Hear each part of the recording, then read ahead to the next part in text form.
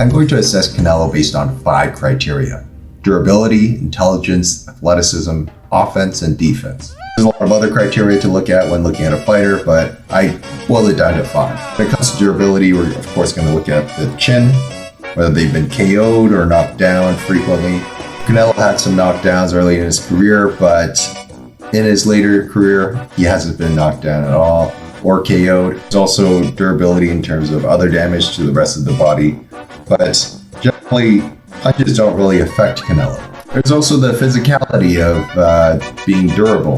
Canelo is physically very strong and often much stronger than his opponents that are bigger than him. Overall, in terms of durability, I give Canelo an S. He's one of the most durable fighters I've ever seen.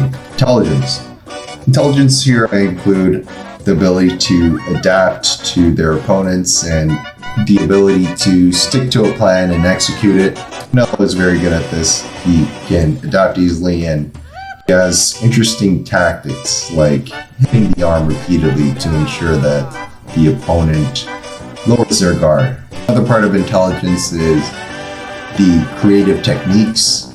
Canelo is fairly creative with his combination punching, but he's a rather one-dimensional fighter, say compared to Vasyl Lomachenko. The final part of intelligence I look at is experience and veteran tactics. Canelo has been boxing since he was 15 and he's seen it all. He knows how to adjust. He also knows the veteran tactics of bending the rules and working with the referees and judges. Overall, I would give him an A+.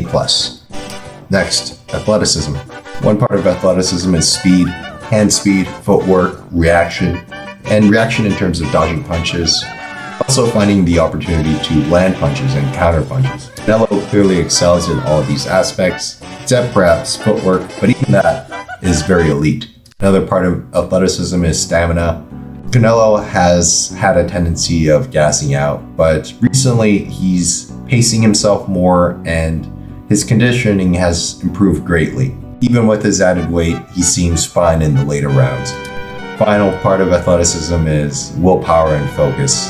Canelo has heart. He also has the instinct to know when to finish off an opponent or when an opponent is injured to capitalize on that. This is all familiar within the Mexican fighting tradition, which Canelo embodies. Overall, I'd give Canelo's athleticism an S. Offense. Here I include things like punching power and explosiveness, which Canelo again clearly excels at, the variety of punches and combos as well as feints.